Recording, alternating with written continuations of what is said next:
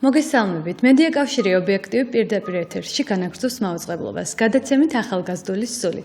დღევანდელი გადაცემის წამყვანები მე მარიამ კაპანაძე და ესმა გუმბერძე გახლავართ. ჩვენს მაყურებელს გავაცნობთ ჩვენს ტელეფონის ნომერს და Skype-ს დაგვიკავშირდით და გამოთქვით თქვენი მოსაზრება ჩვენი გადაცემის თემასთან დაკავშირებით. ტელეფონის ნომერი გახლავთ 2388-105, ხოლო Skype-ის მისამართია ობიექტივი 2 ლათინური ასოებით. დაგვირეკეთ და გამოთქვით თქვენი მოსაზრება. დღეს ნამდვილად ძალიან აქტუალური და საინტერესო და ამავდროულად უცხო თემაც არის ერთგვარად, ამიტომ ყველას გთხოვთ, რომ გახდეთ ჩვენი გადაცემის თანამონაწილეები. დარეკვით, კითხვის დასმით და ასე შემდეგ რაღაც კომენტარის გაკეთებით. ყველასთვის ცნობილია ალბათ და საზოგადოებაში ხშირად არის იმაზე საუბარი, რომ ქალსა და მამაკაცს შორის არის რაღაც უთანასწორობები, ქალები უფრო მოწყვლად ჯგუფს წარმოადგენენ მამაკაცებთან შედარებით. ასევე უკვე საკმაოდ გახშირებულია საუბარი იმის შესახებ, რომ შეშემო პირები არა შეზღუდვის არ მქონე პირებთან შედარებით უფრო მეტად მოწყვლადნი არიან და ძალიან ბევრი ბარიერის წინაშე დგანან. თუმცა არც ისე ხშირად ხდება დღესდღეობით საუბარი იმის შესახებ, რომ შეშემო ქალები კიდევ ცალკე და კიდევ ორ მაგათ მოწყვლად ჯგუფს წარმოადგენენ. და სწორედ ამაზე ვისაუბრებთ ჩვენ დღეს, ქალთა საინიციატივო ჯგუფ პლატფორმა ახალი შესაძლებლობებისთვის თანადამფუძნებლებთან, ნინო ბაიდაურთან და ოლგა კალინასთან ერთად. მოგესალმებით, მადლობა პირველ რიგში გადაცემაში მონაწილეობისთვის. უკვე თქვენს ორგანიზაციასთან დაკავშირებით და ამ ორგანიზაციის შექმნის ისტორიასთან დაკავშირებით მარიამი გაარკვევს დეტალებს. მოგესალმებით ჩვენ სტუმრებს. მოდი ქალბატონ ნინოსთან გადავალ შეკითხვით, რა მნიშვნელოვანმა პრობლემმა შეგიქმნათ სურვილი, რომ დაგეფუძნებინათ ეს პლატფორმა და რა იყო პლატფორმის მიზანი პირველ რიგში? მოგესალმებით, მივესალმებით თქვენს მსმენელს და მაყურებელს. დიდი მადლობა მოწვევისთვის გადაცემაში. განმავრცელ პრინციპში იგივე იმას, რაზე საუბარიც დაიწყო ესმამ. ჩვენ მეც ოლღაც თავად ესმაც უკვე წლებია ვიცნობთ ერთმანეთს, წლებია შეზღუდული შესაძლებლობის მქონე პირთა უფლებრივ მოძრაობაში ვართ ჩართულები და აქამდეც არაერთხელ გადაკვეთილა ჩვენი გზები და პრინციპში ეს კოლეგებთან უბრალოდ პირად საუბრებში შეზღუდული შესაძლებლობის მქონე ქალების საკითხები, რა თქმა უნდა, მანამდე წამოგვიწევია, მაგრამ დრო გავიდა, რაღაც გარკვეული დრო დაგვჭირდა, რომ ეს ყველაფერი რაღაც ქმედებაში და რეალურ ინიციატივაში გადმოგვეტანა. რა მოიტანა ამის საჭიროება არის ის, რაც უკვე აღნიშნა ესმამ, ის რომ ერთის მხრივ ძალიან ხმამაღლა და ძალიან სასიხარულოა ჩემთვის ეს ფაქტი, რომ ქალთა მოძრაობა ძალიან გაძლიერდა და ქალებმა სულ წლიდან წლამდე და დღიდან დღემდე უფრო ხმამაღლა და უფრო თამამად და თავდაჯერებით დაიწყეს საკუთარ პრობლემებზე საუბარი, უფრო თავდაჯერებულად, უფრო მეტნი იცავენ საკუთარ უფლებებს და საკუთარ ინტერესებს. ამავე დროს ამის პარალელურად ასევე ჩვენს თვალწინ ვითარდება წლიდან წლამდე შეზღუდული შესაძლებლობის მქონე პირთა მოძრაობა, მაგრამ ფაქტი იყო ის, რომ შეზღუდული შესაძლებლობის მქონე ქალები, რომელიც არიან როგორც ერთი, ისევე მეორე ჯგუფის წევრები და ამ აქტივობების სამიზნეები და უნდა იყვნენ მთავარი აქტორებიც, როგორც ერთი, ისე მეორე ჯგუფში, ვთქვათ პირდაპირ, იყვნენ გამოტოვებულები და არ იყვნენ წარმოდგენილები იქ. ამან მიგვიყვანა ამ გადაწყვეტილებამდე, რომ ჩვენ თავად შეზღუდული შესაძლებლობის მქონე ქალთა დამოუკიდებელი თვითმყოფადი მოძრაობის წამოწყების დრო იყო ამ ქვეყანაში და რომელიც ჩვენ გონია, რომ ერთგვარ ხიდსაც შეასრულებს ამ აქამდე ამ წლების განმავლობაში ესე განცალკევებულ ამ ორ მოძრაობას შორის, რომელსაც იმდროინდელში ძალიან ბევრი აქვს საერთო ერთმანეთთან, ძალიან ბევრი საერთო ღირებულება, საერთო ინტერესი და საერთო სტრატეგიაც. ჩვენ გვაქვს მაგის ამბიცია, რომ ერთგვარი ხიდიც ვიქნებით, გარდა იმისა, რომ გვინდა, რომ ეს რამდენიმე ადამიანისგან შემდგარი, რომელიც ამ ეტაპზე ჩვენი საინიციატივო ჯგუფი რამდენიმე ადამიანისგან შედგება, მალე ორგანიზაციადაც ჩამოყალიბდება, თუმცა ჩვენი მიზანი არის ის, რომ ჩვენს გვერდით იდგეს რაც შეიძლება მეტი შეზღუდული შესაძლებლობის მქონე ქალი, მაქსიმალურად მეტ შეზღუდული შესაძლებლობის მქონე ქალს მივაწვინოთ ხმა და მაქსიმალურად მეტი გახდეს ესეთი აქტიური აგენტი საკუთარი ინტერესების გაჟღერების მხრივ. ამჟამად შეზღუდული შესაძლებლობის მქონე ქალების თქვენს ორგანიზაციაში და ყველა შეზღუდვის მქონე პირი თუ არის, ანუ არის? ამ ეტაპისთვის საინიციატივო ჯგუფი ჯერ მოდი, მაინც ასე ვთქვათ, იმიტომ რომ ორგანიზაციის სახე ჯერ არა გვაქვს, 6 ადამიანს გვაერთიანებს და ერთ-ერთი მთავარი, რაც ძალიან მოგწონს და გვახარებს და იმედიანად გვაყურებინებს საკუთარი თავისადმი და შესაძლებლობებისადმი არის ის, რომ ეს ჯგუფი არის ძალიან მრავალფეროვანი და აერთიანებს სხვადასხვა შეზღუდვის, სხვადასხვა გამოცდილებების, სხვადასხვა კომპეტენციების მქონე ადამიანებს, რომელიც ერთობლიობაში ჯერა რომ ძალიან დიდ ძალას ქმნიან.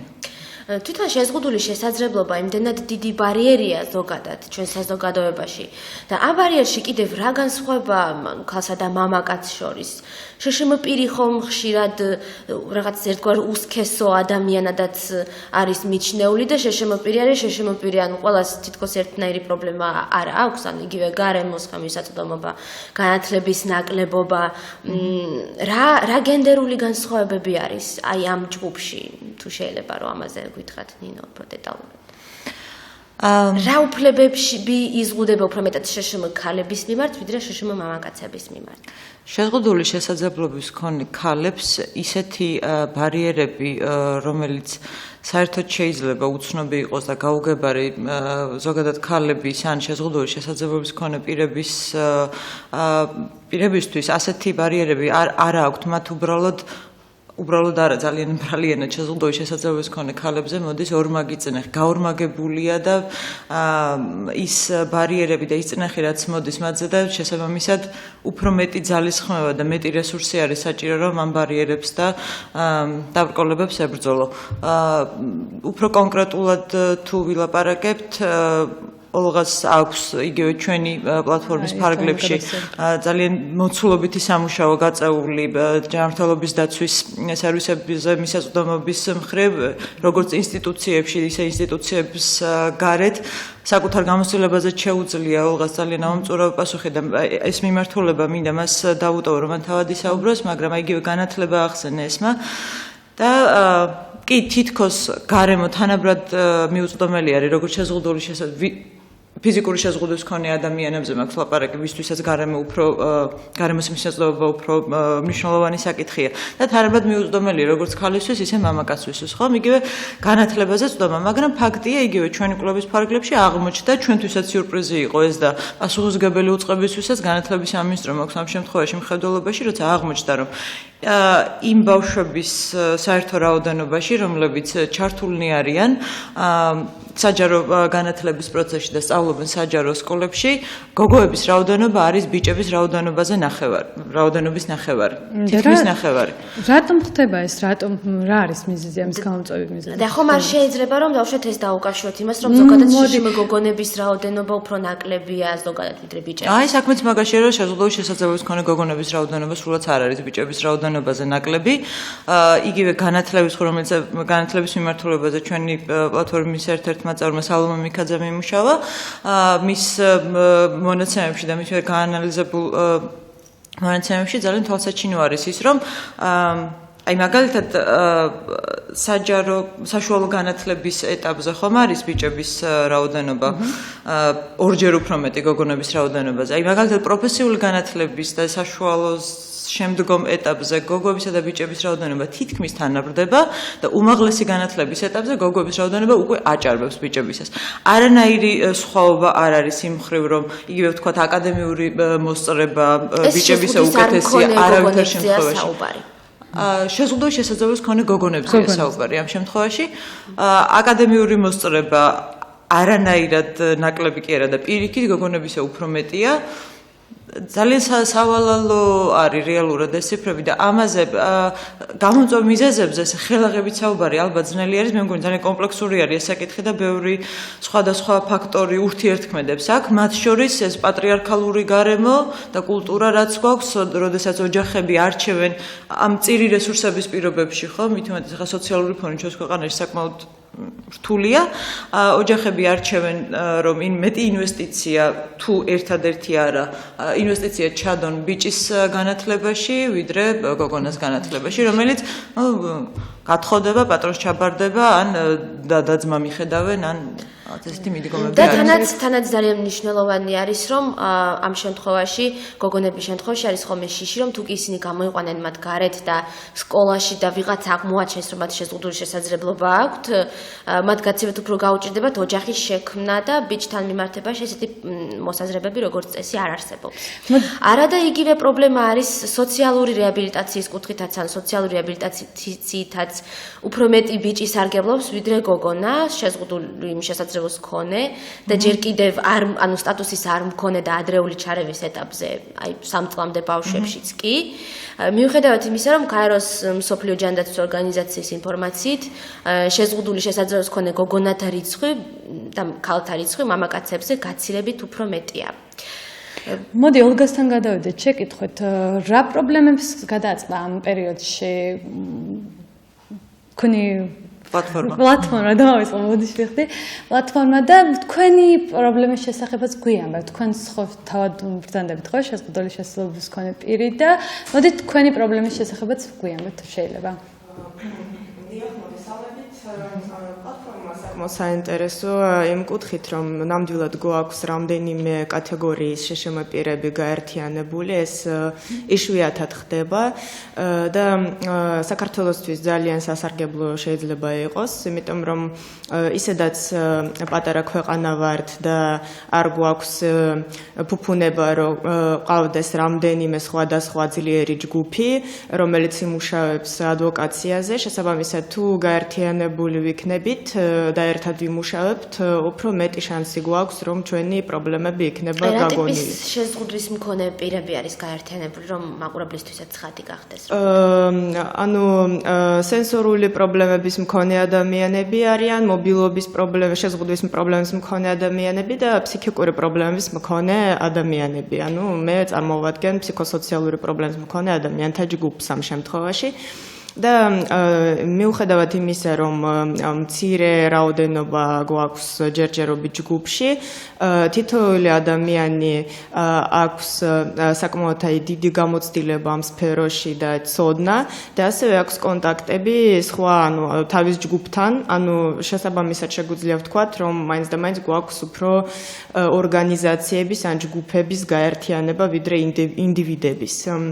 და ძალიან მახარებს, რომ მიუხედავად იმისა, რომ ფსიქოსოციალური პრობლემების მქონე ადამიანები ისტორიულად არიან ძალიან ცალკე და ზოგიერთ ქვეყანაში არც აპირებენ აი სხვა შეშმ პირები გაერთიანებას და ვთქვათ ერთად მუშაობას ამ ჯგუფებთან, მიუხედავად ამ პრობლემებისა, საქართველოში სულ სხვა ტენდენცია და ძალიან მიხარია, რომ ერთად შეგვიძლია ვიმუშაოთ ჩვენს პრობლემებზე. თქვენ ხშირად გიკვლევიათ ფსიქიატრიული საავადმყოფოებით და გვიანბეთ თუ შეიძლება, აი რა პრობლემები არის ფსიქიატრიაში ზოგადად და დაწესებულებებში მოთავსებულ ფსიქოსოციალური საჭიროების მქონე ადამიანთა მიმართ და ამ ჯგუფში კიდევ ქალები როგორ არიან გამოყოფილნი და რა სფეროებში არიან კიდევ უფრო მოწყვლადები. და მათ შორის ეს მიმდინარე ძალიან სახიფათო დიახ, ესეც ამაზეც უნდა მეკითხა აუცილებლად საპროტესტო აქციაზე შემდგომ. დიახ, ანუ სამწუხაროდ საქართველოში ფსიქიატრია ძალიან ცუდ დონეზე არის. ანუ ჩვენი გადაცემა არის მიძღვნილი ახალგაზრდებისთვის უფრო და ეს ძალიან აქტუალური თემა ზოგადად ფსიქიკური პრობლემები ახალგაზრდებისთვის, იმიტომ რომ ძალიან ბევრი პრობლემა, მათ შორის შიზოფრენია, ფსიქოზები იწყება, როცა ადამიანი არის ახალგაზრდა, ან სწავლობს უნივერსიტეტში, ან ამთავრებს სკოლას და ამის გამო ბევრ შემთხვევაში უწევთ უნივერსიტეტის დატოვებას ან სკოლის დატოვებას და დახმარების გარეშე არიან სახლში ჩაკეტილები. ეს პრობლემები თანდაყოლილია უკაცრავად რომ გაწყვეტინებთ თუ შეძენილი? აი ეს ზოგადად კორელაციები არსებობს გენეტიკასთან, მაგრამ არ არის ასეთი მყარე კორელაცია, არ შეგვიძლია იმის თქმა, რომ მაინც და მაინც ეს არის ბიოქიმიური დარღვევა. უფრო შეიძლება იყოს მიდრეკილება, ანუ ზოგიერთი ადამიანი უფრო სენსიტიურია, მაგალითად სტრესის მიმართ და პრობლემების მიმართ, მაგრამ მთავარი მიზანი ამ შემთხვევაში არის მაინც და მაინც სოციალური ფონი და ფსიქოლოგიური პრობლემები. საქართველოში საქართველოსთვის ეს ძალიან აქტუალურია, იმიტომ რომ ჩვენ გვაქვს უამრავი პრობლემა, მძიმე სოციალური ფონი, ლტოლვილები, აქედან გამომდინარე ბევრი ადამიანი არის რისკ ჯგუფში და აქედან გამომდინარე ფსიქიატრიას სჭირდება დამატებითი დაფინანსება და დამატებითი ყურადღება. ამჟამად ჩვენთან არის ძალიან ცუდი მდგომარეობა, ჩვენს ფსიქიატრიულ საავადმყოფოებში უმეტესობაში არის მძიმე პირობები, ანუ არც საცხოვრებელი პირობები არ ვარ გაიქ. ადამიანები არიან ჩაკეტილები წლების მანძილზე და ხშირად კვდებიან კიდეც ინსტიტუციებში და მიზეზი გაურკვეველია. და ყველაზე ცუდია ის, რომ ასე დაწესებულებაში დაფინანსების გამო, პრინციპში მეტწილად დაფინანსების პრობლემების გამო, ადამიანი ვერ სარგებლობს შესაბამის ჯანდაცვის სერვისით, ანუ არც ფსიქიატრიულ სერვისით არ სარგებლობს, იმიტომ რომ არ აქვს უფლება ფსიქოსოციალურ რეაბილიტაციაზე, ანუ დაწერილია კანონში და პროგრამაში, რომ უნდა არსებობდეს ფსიქოსოციალური რეაბილიტაცია, მაგრამ ფაქტობრივად არ არის. და შესაბამისად ადამიანი რჩება დახმარების გარეშე. მკურნალობა ძირითადად ფარმაკოლოგიურია. ან მხოლოდ წამლები, დიახ, წამლები ცუდი ხარისხისა, იმიტომ რომ ესე იგი კანონი არსებობს სახელმწიფო შესყიდვების შესახებ და ამ კანონის თანახმად დაწესებულებები, იძულებულები არიან იყიდონ ყველაზე იაფიანი წამლები გარკვეული ჯენერიკის ჯგუფში. შესაბამისად, ყველაზე იაფი წამალი არის ყველაზე უხარისხო და აქვს უამრავი გვერდითი ეფექტი. ისედაც ფსიქოტროპულ წამლებს აქვთ უამრავი ცუდი ეფექტი. გინდათ ძვირადღირებულს, გინდათ ანუ მეტნაკლებად იაფს, მაგრამ იმ შემთხვევაში, როცა წამალი იაფია, ეს გვერდითი ეფექტები კიდევ უფრო სახიფათოა. აი რა ეფექტებზია საუბარი და შშმ-ქალებზე როგორ აისახება ეს დამატებით უარყოფითად? ზოგადად ფსიქოტროპული წამლების მიღება შეიძლება გამოიწვიოს ბევრი სომატური პრობლემა ორგანიზმში. ქალების შემთხვევაში ეს იწვევს რეპროდუქციული ჯანმრთელობის პრობლემებს. მაგალითად შეიძლება იყოს მენსტრუალური ციკლის დარღვევები, ამენორეაც შეიძლება იყოს გართულებები ფეხმძიმობის დროს და მშობიარობის შემდგომ სისხლდენა უფრო ხშირად ხდება წამლების ფონზე და ბევრ შემთხვევაში ქალი კარგავს თავის უფლებას იყოლიოს შვილი აი ამ ფსიქოტროპული წამლების მიღების ფონზე. იგივე კიბოს რისკიც იზრდება როგორც მადლობა. გონებრივი პრობლემა. კიდევ ეს დამავიწყდა და ნამდვილად არსებობს მომატებული რისკი კიბოს განვითარების და სამწუხაროა რომ ჩვენთან დაწესებულებებში არ არის ხელმისაწვდომი სკრინინგ პროგრამები, რაც არის ხელმისაწვდომი სხვა მოსახლეობისთვის.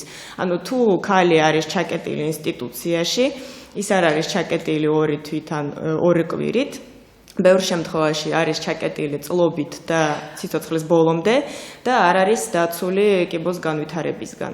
და რატომ ხდება მათი ჩაკეტვა? რატომ არ ხერხდება ის, რომ რაღაც სხვა მეთოდებს მიმართონ? მხოლოდ ჩაკეტვის მეთოდს რატომ მიმართავენ ამ შემთხვევაში? ფსიქიატრია არის შერწყმა ეს ასჯელახსრულების სისტემის და მკურნალობის სისტემის. ეს არ არის მხოლოდ მკურნალობა. ფსიქიატრია არის ერთგვაროვანი დაცვა საზოგადოების პოტენციურად სახიფათო წევრებისგან. შესაბამისად, როცა არის რისკი, რომ ადამიანი არ იქნება ადეკვატური, ან როცა ადამიანი გამოიყურება როგორც აი საშიში პირი, მაგალითად არის დაუბანავი, ცუდად ანუ ლანძღავს, შეიძლება რაღაც სხვა პრობლემები აქვს ემოციური, ყვირის, ანუ საზოგადოებისთვის ასეთი ადამიანი, რა თქმა უნდა, იქნება მიუღებელი და ძალიან ხშირად არის დაკვეთა საზოგადოებისგან, რომ ეს ადამიანები უნდა იყვნენ სადმე იზოლირებულები. ამ შემთხვევაში ხო მათი უფლებები ირღვევა? რა თქმა უნდა ირღვევა, როცა ადამიანი იკეტება სიცოცხლის ბოლომდე, ან თუნდაც აი ხანმოკლე პერიოდის განმავლობაში, ეს არის მისი უფლებების დარღვევა, მაგრამ საქმე იმაშია, რომ უნდა იყოს განვითარებული სათემო სერვისები, ან მხარდამჭერი ქსელი, რომ ასეთი ადამიანები აი სარგებლობდნენ დახმარებით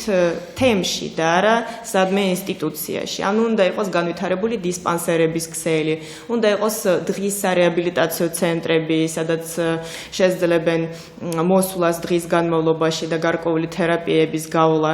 არის საჭირო გარკვეული თვითდახმარების ჯგუფების ორგანიზება, იმიტომ რომ ბევრ შემთხვევაში ადამიანი კარგავს ცხოვრების ანუ აზრს ამ დიაგნოზის დასმის შემდეგ არ ყავს მეგობრები, არ ყავს არანაირი დამცავი წრე და ამ ადამიანს სჭირდება კონტაქტები, სხვა ადამიანების სჭირდება და გარკვეული სტრუქტურირებული დღე.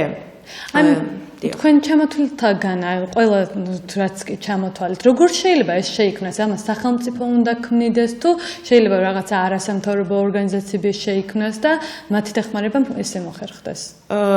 სახელმწიფო არის პასუხისმგებელი დაფინანსებაზე. დაფინანსების გარეშე ასეთი სერვისები ვერ განვითარდება. ანუ მცირე სერვისები გვაქვს, მაგრამ იმდენად მცირე, რომ რეალურად არ ფარავენ საქართველოს მოსახლეობას. და აქედან გამომდინარე ადამიანები არიან იძულებულები დარჩნენ ცუდ პირობებში სადმე შორეულ საავადმყოფოებში. ანუ ფაქტობრივად ფსიქიატრიული საავადმყოფოს მიუხედავად იმისა, რომ საავადმყოფო ქვია, ანუ სამკურნალო დაწესებულება, მთავარი მიზანი არის არა მათი მკურნალობა, არამედ მათი შეზღუდვა. თქვენ ერთ-ერთ კვლევაში ვნახე ესეთი ფრაზა ოლგა და ჩემი აზრით ძალიან მნიშვნელოვანი ფრაზა არის ეს. იგივე თუ შეიძლება რომ გვესაუბროთ უფრო მეტი მედიკამენტოზურ შეზღუდვაზე, ანუ თვითონ იმ საავადმყოფოებში როგორ აკავებენ მედიკამენტებით ადამიანებს, თუ პირიქით როდესაც მედიკამენტები არ არის, ამ შემთხვევაში რა ხდება და როგორ მართავენ მათ იმ პირობებში, როდესაც არ არის ესეთი რეაბილიტაცია. ანუ წამლები არ არის, რეაბილიტაცია არ არის, როგორ ხდება ამ ადამიანების მართვა? ასეთი მართვის, ცუდი მართვის სამწუხარო მაგალითი არის სურამის ფსიქიატრიული საავადმყოფო, სადაც იყო მონიტორინგის დროს წამლების დეფიციტი და ამის შედეგად პერსონალი ცემდა პაციენტებს, ანუ იყენებდნენ ჯოხებს. და ძალიან სამწუხარო, რომ ასეთი ჯოხები იყო აღმოჩენილი ზუსტად ქალთა განყოფილებაში, ანუ ქალების მიმართ იყო გამოყენებული ასეთი მართვის მეთოდები და რა თქმა უნდა ეს ძალიან არაადამიანურია და არანაირი სტანდარტი არ არის ამ შემთხვევაში დაცული ადამიანის უფლებების. რატომ მაინდა-მაინც ქალების, ანუ რა ხდებოდა ამ შემთხვევაში? შეიძლება მამაკაცების შემთხვევაშიც იყო ცემები, მაგრამ ჯოხები იყო აღმოჩენილი ქალთა განყოფილებაში, იმიტომ რომ ქალთა განყოფილების პაციენტები მონიტორინგის დროს მოგცეს ასეთი ინფორმაცია, სად იყო დამალული ეს ჯოხები. შესაბამისად ჩვენ მივედით იქ და რეალურად ვნახეთ ეს ჯოხები, მაგრამ ამის შემდეგ ზომები არ იყო მიღებული, ანუ პროკურატურის მიერ იყო დაკითხვა, მაგრამ პაციენტების მიმართ ანუ იყო ასეთი აზრი ნათქვამი, რომ აი ეს პაციენტები არიან და შესაბამისად ანუ დაკითხვა მათი არ შეიძლება, იმიტომ რომ ცუდად არიან ფსიქიკური და აი წამლები სადაც არის, ანუ გამოდის რომ მაშინ ესე იგი წამლებით უბრალოდ ამ ადამიანთა რაღაც გამოხატვას ახშობენ, ანუ ჯოხები აღარ ჭირდებათ, წამლებით ახშობენ, ესე გამოდის? რა თქმა უნდა, ანუ ფსიქიკური პრობლემები, ეს ძალიან რთული პრობლემები და საჭიროებენ გარკვეულ ფსიქოთერაპიას და ფსიქოლოგის დახმარებას და ფსიქოსოციალურ რეაბილიტაციას პირველ რიგში. და წამლები ეს არის ყველაზე ადვილი და შედარებით იაფი მეთოდი პაციენტის მდგომარეობის მართვის. შესაბამისად, როგორც სათემო პირობებში, ასევე საავადმყოფოებში წამლების მიცემა პაციენტებისთვის ძალიან ხშირად ხდება იმ მიზნით, რომ მოხდეს პაციენტის კონტროლი, ან დაკავება ამ პაციენტის, მართალია ეს არ არის ობიექტური, ანუ ფიზიკური დაბმა, ან ვთქვათ, იზოლირება ციხეში, მაგრამ აი ამ ინიექციების მიღების შედეგად ადამიანი არის ძალიან გათიშული და შესაბამისად არც ფიქრი ნორმალურად არ შეუძლია, არც აი უბრალოდ ლოგინში წევს დღეების განმავლობაში და არ სურს არაფრის გაკეთებას. ნინო, ოლგა მახსენას პლატფორმაში ჩართულობის ამჟამად მცირე რაოდენობა. რატომ არის ეს პრობლემა და როგორ შეიძლება უფრო მეტად ჩაერთონ თქვენს პლატფორმაში შეზღუდული შესაძლებლობის მქონე ქალები? მე ვერ ვიტყოდი მთლად რომ ეს პრობლემაა, იმიტომ რომ ჩვენ ჯერ ახლა რაც უფრო მეტია, რა თქმა უნდა ჩვენი მთავარი წაღნას თქვი სტრატეგიული მიმართულება იქნება ის რომ რაც შეიძლება მეტ შესაძლოა შესაძლებლობის მქონე ქალთან გავიდეთ კონტაქტზე და ეს ცხადია თითოეულის არჩევანის თავისუფლება და გადასაწყვეტია მოგვიაზრებენ თუ არა ჩვენ პარტნიორებად და თანამოაზრეება ჩვენი მხრიდან ამისთვის ჩვენი რესურსების ფარგლებში ცხადია ყველაფერს გავაკეთებთ მაგრამ ის რომ ერთი მხრივ პრობლემაზე შეიძლება ვისაუბროთ ნამდვილად არსებობს პრობლემა იმ მხრივ რომ ქალები ზოგადად და მით უმეტეს კიდევ სხვადასხვა ჯგუფების წარმომადგენელი ქალები რომლებიც არამხოლოდ სქესის არამედ კიდევ სხვა ნიშნით განიცდიან ხოლმე ზეწოლას, უპატივცემულო დამოკიდებულებას, სხვადასხვა დაბრკოლებებს, ბარიერებს თუ შეზღუდვებს ქალები ამითი დავიწყე პრინციპში მეც საუბარი, რაც მიხარია თქვა რომ უფრო ხმამაღლა და მეტად საუბრობენ ქალების საკუთარ უფლებებზე, თუმცა ეს საკმარისზე ძალიან ბევრად ნაკლებია და საკმარისზე ბევრად ნაკლებია შეზღუდული შესაძლებლობის მქონე ქალების შემთხვევაში ჩვენც შიგნით შიდა ჯგუფში ეს გვითქვამს ერთმანეთისთვის რომ მიუხედავად იმისა რომ აქტივიზმში ვართ წლებია ეს თემა შეზღუდული შესაძლებლობის მქონე ქალების უფლებები და თავისუფლებები ჩვენთვისაც ახალი თემაა ჩვენც ახლა ვსწავლობთ და ვეცნობით ბევრ რამეს და ახლა ვიგებთ ბევრ რამეს ჩვენთვისაც აღმოჩენაა ბევრი რამე სხვათა შორის ძალიან საინტერესო კვლევა იყო თქვენ მიერ ჩატარებული აი შშმ ქალთა მონაწილეობა ერთის მხრივ ქალთა ორგანიზაციებში და მეორეს მხრივ შშმ პირთა უფლებადამცველ ორგანიზაციებში აი ამაზეც რო გვითხრათ ამ კვლევის შედეგებზე რამდენად დიდია ამ ქალთა რაოდენობა გადაწყვეტილების მიღების პროცესში მათი ჩართულობა და ასე შემდეგ ნულთან ახლოს არის საერთოდ არ არიან თითქმის არა იმიტომ რომ ერთ წარმომადგენელზე შეგვიძლია ვისაუბროთ, რომელიც ამავე დროს არის კიდევ ჩვენი პლატფორმის წევრი, რომელიც წლებია ფემინისტურ მოძრაობებში არის ჩართული და სხვადასხვა ქალთა უფლებრივ ჯგუფების აქტიური წევრია. მეორე მხრივ შეზღუდული შესაძლებლობის მქონე პირთა მოძრაობაში ცხადია იყვნენ არიან და მათ შორის თქვენც ამ მოძრაობის წევრები იყავით და ხართ, მაგრამ თუ შევადარებთ რაოდენობრივად მამაკაცების რაოდენობაზე დავაკვირდებით ქალების წარმომადგენლობას მოძრაობის ავანგარდში მანდ უკვე აღარ გვხვდება. და მით უმეტეს მსხვილ შშმ პირთა უფლებადამცველ ორგანიზაციებში მე რამდენადაც ვიცი არც ერთი მსხვილ გადაწყვეტილების მიღების დონეებზე და დონეებზე შეზღუდული შესაძლებლობის მქონე ქალები ძალიან მინიმალურად არიან წარმოდგენილები, მე როგორც მახსოვს ეს იყო დაახლოებით 25% საერთო რაოდენობაში ქალების. მაშინ, როდესაც ქალების რაოდენობა პირიქით კაცებზე მეტია და ჩვენ ყველამ ძალიან კარგად ვიცით, რომ შეზღუდული შესაძლებლობის მქონე ქალების უნარები, შესაძლებლობები და კომპეტენციები არათუ არ ჩამოვარდება პირადად ჩემი აზრით აჭარბებს კიდევაც. და რატომ არ აქტიურობენ ეს ქალები? თავს რატო იკავებენ თუ უბრალოდ რაშია საქმე ამ შემთხვევაში? რატომ არ არიან ჩართულები? იცით რა, რაც არ უნდა ვაცნობიერებდეთ და ვიაზრებდეთ გარემოდან მომდინარე შეზღუდვებს და კულტურულ ფაქტორებს, რაც არ უნდა ვიაზრებდეთ და ვაანალიზებდეთ ამას, ეს მაინც მუშაობს და მაინც მოქმედებს, იმიტომ რომ ამ კულტურის შულები ვართ ყველა და ძალიან დიდი ძალისხმევა და ძალიან დიდი მუშაობა გჭირდება საკუთარ თავზე.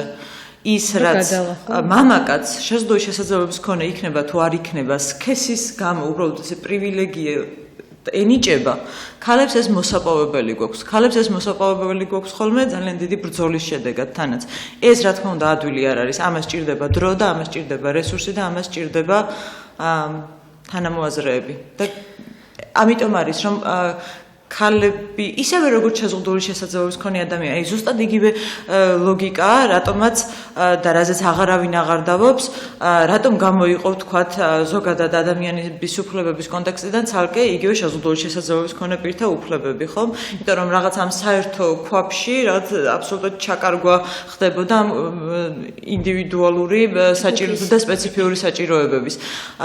აღარავინ აღარ დავობს იმაზე, რომ შეზღუდული შესაძლებლობის მქონე ადამიანებმა თავად თავად უნდა დაიცვან საკუთარი უფლებები, თავად უნდა გააჟღერონ პირველ რიგში საკუთარი ინტერესები და კი ბატონო, დანარჩენი ადამიანები, რა თქმა უნდა, ძალიან კარგია და რა თქმა უნდა, მისასალმებელია, რომ დგანან მათ გვერდით, ზურგში, მაგრამ არა მათზე წინ და არა მათი ნების და მათი ინტერესების თავარ გამჟღერებლებად. ზუსტად იგივე პრინციპია შეზღუდული შესაძლებლობის მქონე ქალების შემთხვევაში. შეზღუდული შესაძლებლობის მქონე ქალებმა თავად უნდა გააჟღერონ ეს საკითხები, იმიტომ რომ რაც არ უნდა გესმოდეს, რაც არ უნდა იაზრებდა იმ პრობლემებს, რაც არ უნდა ახლოს იდგეს შენთან, ის რაც შენი გამოცდილება არ არის, ბოლომდე მაინც ვერ იაზრებ, ხომ?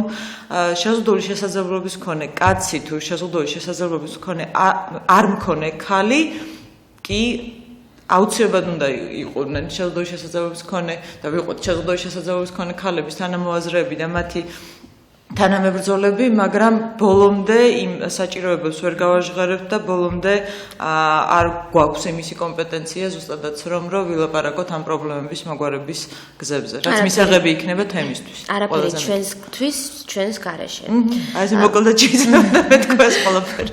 მე ახლა ოლგასთან აუცილებლად უნდა გადავიდე შეკითხვით. ზარია ეთერში. გისმენთ პირდაპირ ეთერში ხართ. გამარჯობათ, მოგესალმებით. ძალიან აქტუალური თემა, ძალიან მნიშვნელოვანი თემა და დიდ მადლობას გიხდით ამ თემის გაჟღერებისთვის. და კარგი იქნება თუ აქტიურად ჩაერთო მოსახლეობა აი ამ თქვენს მიერ დაყენებულ პრობლემებთან დაკავშირებით. დიდ მადლობას მოგახსენებთ და ჩვენ გვაინტერესებს აი ქალბატონი ნინო საუბრობდა მე გვიან ჩავთე და ტერიტორიულადაც შეიძლება მათი ნახვა ტელეფონის ნომერს თუ გვეტყვით და აი ამ კოორდინატორებს რომ ქალბატონ ნინოს შევეხმიანოთ. აქტუალურ ჩვენთან დაკავშირებულ აქტუალურ პრობლემებთან დაკავშირებით. უღრმეს მადლობა ზარისთვის და ქალბატონ ნინო გაგცემთ პასუხს აუცილებლად. თუ შეიძლება მოაწოდოთ. დიდი მადლობა ზარისთვის, დიდი მადლობა მხარდაჭერისთვის და ინტერესის გამოხატვისთვის ჩვენდამი. ჩვენ როგორც უკვე ვთქვი, ეხლა ვიდგამთ ფეხს, ანუ ჩვენ რაღაც ოფისი ჯერ არ აქვს, სადაც კონკრეტული მისამართის თქმა, სადაც შეიძლება ჩვენთან მოსვლა. ამ ეტაპზე არ შემიძლია, თუმცა იმედი მაქვს, მალე შემეძლება და ეს ინფორმაცია იქნება ცხადია, მაშინაც მისაწვდომი დაინტერესებული ადამიანებისთვის. ჩვენ გვაქვს Facebook-ზე გვერდი პლატფორმა ახალი შესაძლებლობებისთვის, ასე ქვია, შეგიძლიათ ამ გვერდზე მოგწეროთ თუ Facebook-ის მომხმარებ, კი ბატონო, ქართული ასობით პლატფორმა ახალი შესაძლებლობებისთვის. თუ Facebook-ის მომხმარებელი არ ხართ, ტელეფონზეც შეიძლება დაკავშირება ჩვენთან, მე შემიძლია თქვა ნომერი ალბათ ხო? კი, 555-21-69 გახლავთ ჩემი პირადი ნომერი და დაუკავშირდით და აუცილებლად დაგეხმარებიან რითიც შეეძლებათ მათ. რა შეიძლება გაკეთდეს, ანუ თქვენ ძახით რომ აუცილებლად ოფისი არ გაქვს და აუცილებელია საჭირო რაღაც რომ განვითარდეს ხო პლატფორმა. რა გჭირდებათ ამისთვის? სახელმწიფოს დახმარება თუ არასამთავრობო ორგანიზაციად უნდა ჩამოყალიბდეს? რა უნდა გაკეთდეს რომ პლატფორმა უფრო მეტად განვითარდეს და შესაბამისად ქალები უფრო მეტად იყვნენ ამ პლატფორმაში ჩართულები? რა გჭირდებათ ამისთვის? მართალი გითხრათ, არ ვიცი, ხა სახელმწიფოს მხრიდან ფინანსებს ჩვენ არ ვითხოვთ, ჩვენი საკუთარი თავისთვის, სახელმწიფოს ჩვენ ვთხოვთ იმ სერვისების და პროგრამების განვითარებას, რაც იქნება შეზღუდული შესაძლებლობის მქონე ქალების სამსახურში. სახელმწიფოსგან ჩვენ ვითხოვთ შეზღუდული შესაძლებლობის მქონე ქალების ინტერესების გათვალისწინებას ყველა საკანონმდებლო აქტში, ყველა პროგრამაში, ყველა სერვისში, იმიტომ რომ ფაქტი არის და რეალობა არის ესეთი, რომ თუ ეს ცალკე გამოყოფილი არ არის, ამაზე ყურადღების მიქცევა და რეალობაში ამ სერვისების დანერგვა არ ხდება. იმიტომ რომ ძალიან ხშირად მანიპულირებენ ხოლმე და აპელირებენ ამ თემაზე. ზოგადად ქალებთან მიმართებაში ეს ხომ არ არის პოზიტიური დისკრიმინაცია, რომ სხვადასხვა მიმართულებით რომ ქალების საკითხის წამოწევა ხდება. არა ბატონო, ეს არ არის პოზიტიური დისკრიმინაცია. არსებობს გათანაბრების პოზიტიური მექანიზმები, რაც ემსახურება იმას, რომ არა რაღაც ელოდო წლობით და აწრეულობით და თაობების შეცვლას, როდის მივა საზოგადოება იმ აზრამდე, რომ იცი რა თურმე ქალი მამაკაცის თანასწორია და იცი რა შეზღუდული შესაძლებლობის მქონე ქალიც ქალია და ადამიანია. არამედ სახელმწიფოს და საზოგადოებას ევალება დიახაც რომ ვალდებულია მით უმეტეს სახელმწიფო, რომ გარკვეული ნაბიჯები გადადგას და ამ მიდგომების განვითარებას ხელი შეუწყოს და საზოგადოება ხელისკურით და ბიძგით მიიყვანოს ამის გააზრებამდე. აუცილებლად ოლგასთან უნდა გადავიდე ახლა კითხვით. ზუსტად აი ამ ცალკეულ უფლებებთან დაკავშირებით. აი განსაკუთრებით ჯანდაცვის უფლება, აი ფსიქიატრიულ საავადმყოფოში, ანუ კი ბატონო, ფსიქიატრიული მკურნალობის გარდა, სხვა ტიპის ჯანდაცვა თუ ხდება ამ პირების, ამაზეც რო გითხრათ. ანუ ფსიქიკური პრობლემის მქონე პირებს გულისხმობთ? დიახ. არ არის, ანუ კვდებიან ადამიანები დაწესებულებებში, აი მაგალითად ზოგიერთ დაწესებულებაში არის ტრანსპორტირების პრობლემები, მაგალითად ბედიანის დაწესებულებაში შიგნით ხდება გარკვეული მომსახურება სომატური ჯანმრთელობის, მაგრამ თუ იქნება საჭირო პაციენტის გადაყვანა, ძალიან ცუდი გზა არის, შორს არის საავადმყოფო სომატური და შეიძლება ანუ იყო დაფიქსირებული შემთხვევა, როცა არ იყო მიღება ამ პირის, ან მერე მენეჯერი, სომატური საავადმყოფოს მენეჯერი უარს აცხადებდა მერე პაციენტის მომსახურებაზე, იმიტომ რომ ის იყო გადაყვანილი ფსიქიატრიული საავადმყოფოდან. ანუ ზოგადად სომატური ჯანმრთელობის სერვისი არის ძალიან პრობლემურია. იმის მიუხედავად, რომ არის დაწერილი პროგრამაში, რომ პაციენტი უნდა ისარგებლოს ჯანდაცვის სერვისით, მათ შორის სომატური ჯანმრთელობის სერვისით, სტომატოლოგიური მომსახურებით, მათ შორის თერაპიული სტომატოლოგიური მომსახურებით არ არის ასეთი სერვისი პაციენტებისთვის ხელმისაწვდომი და შედეგად აი ელოდებიან შეიძლება ითქვას იქამდე სანამ პაციენტის მდგომარეობა ძალიან დამძიმდება და ანუ არ იყო ასეთი ზომები მიღებული ეფექტური მანამდე სანამ პაციენტის მდგომარეობა რეალურად არ დამძიმდა და მე ხდება გადაყვანა სასწრაფო მანქანის მეშვეობით სადმე სადაც პაციენტი ძალიან ხშირად კვდება, უბრალოდ მეორე ან მესამე დღეს. ანუ უკვე მომაკვდავის გადაყვანა ხდება, ასე თქვა. იგივე მეტეს საარჩევნო უფლება ეხლა რაღაც საკანონმდებლო ცვლილებები განხორციელდა, რომელთა მიხედვითაც აი ამ ფსიქოსოციალური საჭიროების მქონე გარკვეულ პირებს, რომელსაც მხარდაჭერა აქვთ დაწესებული, შეუძლიათ ხმის მიცემა. აი ამ პროცესთან დაკავშირებითაც რო გითხრათ. არჩევნებთან დაკავშირებით პრობლემები არის იმ კუთხით, რომ CESCO, ანუ არ იყო ზომები მიღებული CESCO-s მხრიდან, რომ იყოს ორგანიზებული პროცესი თავად ინსტიტუციებში. მენეჯერები ისედაც არიან პასუხისმგებელი სამკურნალო პროცესებზე და არჩევნები მათ ინტერესებში არ შედის, პრინციპში შეიძლება ითქვას. ანუ ეს არის დამატებითი დატვირთვა საავადმყოფოებისთვის და ამიტომ იყო საჭირო გარკვეული ზომების მიღება, რათა იყოს დაცული პაციენტების არჩევნებში მიღების უფლება. თბილისის შესახებ შეიძლება ითქვას, რომ აი მაგალითად ქავთარაძის საავადმყოფოში სპეციალიზირებული ფსიქიატრიული დაწესებულება არ იყო საერთოდ ჩატარებული არჩევნები, იმიტომ რომ დააგვიანეს, ანუ არ იცოდნენ, რომ უნდა იყოს წინასწარ რაღაცა CESCO-ს შეტყობინება ინსტიტუციების შესახებ. პრინციპში ინსტიტუციები არის ცნობილი, ანუ გადაადგილება ამ ინსტიტუციების არ ხდება და უნდა იყოს ასეთი სია ინსტიტუციების CESCO-სთვის ხელმისაწვდომი და შესაბამისი ზომები იყოს მიღებული პაციენტების უფლების დასაცავად. მე თავის დროზე ეცეც გავიგე, აი ფსიქოსოციალური და ინტელექტუალური შესაძლებლობის შეზღუდვის მქონე პირთა არჩევნებში მონაწილეობის უფლებას და ასე შემდეგ. მე ძალიან ბევრი კითხვა გამიჩნდა თვითონ და ალბათ მაყურებელსაც ბევრი კითხვა უჩნდება ამასთან დაკავშირებით. რამდენად შეუძლია იმ ადამიანს, რომელიც მით უმეტეს აი წამლებით არის ნახევრად გათიშულ მდგომარეობაში, რამდენად შეუძლია მას ინფორმირებული გადაწყვეტილების მიღება და იგივე არჩევნებში მონაწილეობა თუნდაც და რამდენად აქვთ ამის ინტერესიც, ამაზეც რო გითხრათ. კი, ზოგიერთ შემთხვევაში ინტერესი არის, ზოგიერთ შემთხვევაში არ არის. ერთ-ერთი შემთხვევა ძალიან საინტერესო იყო ჩემს პრაქტიკაში, როცა მონიტორინგით შევედით ქუტირის საავადმყოფოში და ერთ-ერთ განყოფილებაში, სადაც იყო საკმაოდ მძიმე პირობები, ზოგადად გაურემონტებელი შენობა, მძიმე პირობები და იქ უამრავი პრობლემა იყო. პაციენტებს შევეკითხეთ, აი თქვენთვის რა არის ყველაზე პრიორიტეტული პრობლემა და ძალიან საინტერესო პასუხი მივიღეთ, არჩევნებში მონაწილეობა გვინდა. და არ შეგვიძლია. აი რატომ რითი არის ეს განპირობებული? ძალიან გასაკვირია მართლაც. დიახ, ალბათ იმედი ჰქონდათ, რომ რაიმე შეიცვლება თუ ახალი ხელისუფლება მოვა, ან რა ვიცი.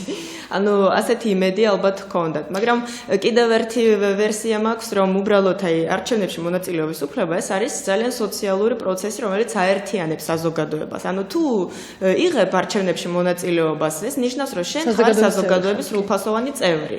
და ანუ პაციენტისთვის მნიშვნელოვანია ამის დამტკიცება, რომ არის სრულფასოვანი წევრი და მისი ხმა რაღაცას ნიშნავს. და რაც შეეხება წამლებს, რა თქმა უნდა, გათიშული შეიძლება იყოს ადამიანი და ასე შემდეგ, მაგრამ იმდენად შეიძლება არ იყოს გათიშული, რომ აი პარტიის დასახელება დაავიწყდეს თავისი საყვარელი ან არჩეული პარტიის, ხო? ანუ იქამდე არ არის გათიშვა. თუ იქამდე უკვე არის გათიშვა, მაშინ ადამიანი წევს ლოგინში და ვერანაირ არჩევნებში მონაწილეობას ფიზიკურად ვერ მიიღებს. ანუ ვერ მივა არჩევნების აი ადგილამდე და ვერ მისცემს ხმას. და იგივე ეხება იმ მდგომარეობას, როცა არის ადამიანი ფსიქოზურ მდგომარეობაში და არაცნობიერებს მნიშვნელობას არჩევნების. ამ შემთხვევაში ვერც მისცემს ხმას. ანუ რაღაცა შეიძლება დახევა მისი მხრიდან იყოს ბიულეტენის, ან უბრალოდ ვერ მივა ადგილამდე. და ის ადამიანი, ვინც მივა ადგილამდე და მისცემს ხმას, ნუ შეიძლება ჩათვალოს, რომ ეს მისი გააზრებული არჩევანი იყო. რამდენად ადაპტირებულია ფსიქიატრიული საავადმყოფოები? ხო შეიძლება რომ ამ იქ მოთავსებულ პირს ქონდეს რაღაც ეტლით მოსარგებლე იყოს, ან მობილობის პრობლემა ქონდეს, გადაადგილების პრობლემა ქონდეს, რამდენად მორგებულია ეს დაწესებულებები აი ამ ადამიანების საჭიროებებისთვის? ყველაზე მძიმე ჯგუფი პაციენტების არის ის, რომელიც არის ჩაკეტილი ფსიქიატრიულ საავადმყოფოში და კიდევ აქვთ გარკვეული პრობლემები. ანუ ყველაზე მძიმე მდგომარეობაში არიან ის ადამიანები, ვისაც მაგალითად ეტლით მოსარგებლეები არიან და პლუს აქვთ ფსიქიკური პრობლემა. ერთ-ერთ შემთხვევაში, რამდენიმე წლის წინ იყო დაფიქსირებული შემთხვევა, როცა ქალი ეტლის გარეშე იმყოფებოდა ინსტიტუციაში, ფსიქიატრიულ ინსტიტუციას გულისხმობ და უწევდა მას ტუალეტამდე მისვლა ფეხები ორივე ფეხი იყო ამპუტირებული და მუხლებზე დადიოდა ტუალეტამდე. ეს მთელი კორიდორის გავლა უწევდა და ტუალეტში შესვლა, რომელიც იყო უნიტაზების გარეშე, თურქული ტიპის ტუალეტი და ძალიან ჭუჭყიანი. და აი ამ პირობებში უწევდა გადაადგილება და ძალიან საინტერესო პასუხი მივიღეთ პერსონალისგან, რომელიც ამტკიცებდა, რომ პირიქით ეს კარგია, რომ შეშმო პირი აქტიურობს, არ სურთ ძალიან ხშირად დახმარება შეშმო პირები, იმიტომ რომ თავად სურთ საკუთარი თავის მომსახურება. ანუ ეს მათი მხრიდან იყო გარკვეული დახმარება შეშმო პირს რომ იყოს სრულფასოვანი და აქტიური წევრი. და თვითონ როგორ თვლიდა ეს ადამიანი ამ შემთხვევაში და თუ შეიცვალა მისი მდგომარეობა რამით? დიახ, ნუ ეხლა ეს იყო რამდენიმე წლის წინ, ეს იყო არასამთავრობოს მიერ გაკეთებული მონიტორინგი, ადამიანის უფლებათა ცენტრის მიერ გაკეთებული მონიტორინგი. ამის მერე მიიღო ეტლი და გადაადგილდება ეტლით ეხლა, მაგრამ ფაქტობრივად, ანუ იმ დროს, როცა იყო იმ ცუდ პირობებში, მას ეხმარებოდა სხვა ქალი, პაციენტი, რომელიც იყო იმავე პალატაში. ანუ ძალიან ხშირად პაციენტებს უწევთ სხვა პაციენტების დახმარებას. მე აუცილებლად უნდა გკითხოთ თქვენ, აი ეხლა მიმდინარე გარკვეულ რეფორმასთან დაკავშირებით, ამ ფსიქიატრიული მკურნალობის დაფინანსების შეზღუდვასთან დაკავშირებით და აქ საპროტესტო აქციებიც იმართებოდა ჯანდაცვის სამინისტროში ამ კვირაში, როგორც ვიცი. ამასთან დაკავშირებით რომ გითხრათ დეტალები, რა სფეროში ხდება ფინანსების შემცირება და ფინანსების და რითი განსხვავდება, ანუ მოსახლეობასაც რო ვაუხსნათ, იმიტომ რომ აღმოჩნდა, რომ ჯანდაცვის სამინისტროც ვერ ხვდება განსხვავებას, რა განსხვავებაა სპეციალიზებულ, ანუ ფსიქიატრიულ საავადმყოფოში პირის მკურნალობას, ფსიქიატრიულს და არასპეციალიზებულ, ანუ საერთო საავადმყოფოში, დავუშვათ ფსიქიატრიული განყოფილების არსებობას და იქ მსგავს პირთა მკურნალობას, ანუ თემში ერთგვარად. ანუ დაფინანსების შემცირება მოხდა ეგრეთ წოდებული მწვავე კეისების შემთხვევაში, ანუ ქრონიკული კეისებისთვის პირიქით იყო დამატება დაფინანსების, ანუ ეს ეხება ყველა რეგიონალურ და თბილისის სპეციალიზებულ საავადმყოფოს, სადაც არიან ქრონიკული პაციენტები, ეს დაფინანსება გაიზარდა. მაგრამ შემცირდა მწვავე კეისების დაფინანსება და ისე შემცირდა, რომ ორი განყოფილება თბილისში უარი განაცხადეს მომსახურების გაგრძელებაზე. რის შედეგად პაციენტები აღმოჩნდნენ გარკვეული პერიოდის განმავლობაში ზოგადად დახმარების გარეშე. ეხლა ხდება გადაადგილება ამ პაციენტების და გადანაწილება სპეციალიზებულ საავადმყოფოებში, ანუ ზოგადად ქავთარაძეზე ხდება გადანაწილება, ადგილების დამატება და გლდანშიც და ანუ ეს ორი განყოფილება რეალურად დაიხურა. რით იყო ეს კარგი პაციენტებისთვის აი ამ ასეთი განყოფილებების არსებობა. ზოგადად სახელმწიფოს ანგარიშის თანახმად, რომელიც გამოქვეყნდა 2016 წელს, ყველაზე კარგი პირობები სომატური ჯანმრთელობის დაცვის კუთხით იყო ზუსტად მრავალპროფილურ საავადმყოფოებში. როგორც მოგახსენეთ, ძალიან ხშირად ფსიქიკური პრობლემის მქონე ადამიანს, რომელიც არის ჩაკეტილი ინსტიტუციაში და იღებს გარკვეულ წამლებს, გვერდით ეფექტების მქონე წამლებს, მას უვითარდება გარკვეული პრობლემები, სომატური პრობლემები და სჭირდება სომატური ჯანმრთელობის სერვისი, კარგი. და მათ შორის ანალიზები და გამოკვლევები.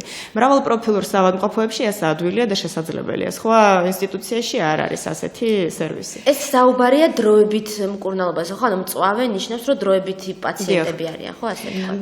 სამწუხაროდ ძალიან ბევრი დრო აღარ დაგვრჩა, მაგრამ წეღან თქვენ ახსენეთ, ფსიქიკური ძალადობის მსხვერპლი ხდებიან და სექსუალური ძალადობის მსხვერპლიც ხდებიან.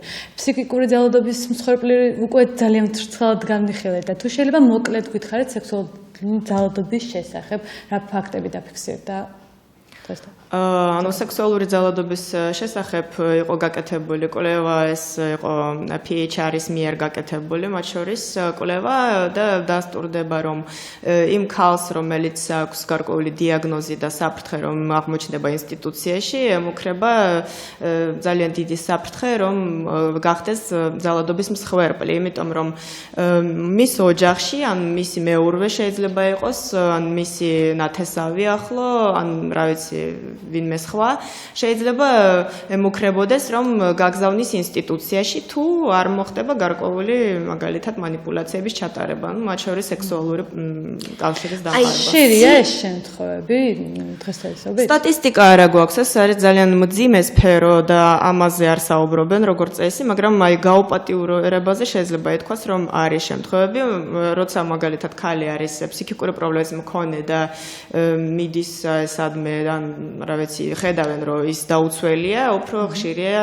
ასეთი შემთხვევები ზოგადად და მე პირადად ვიცნობ დაახლოებით 2 ასეთ ქალბატონს, რომელიც გახდნენ ძალადობის, სექსუალური ძალადობის მსხვერპლი მათი პრობლემების გამო.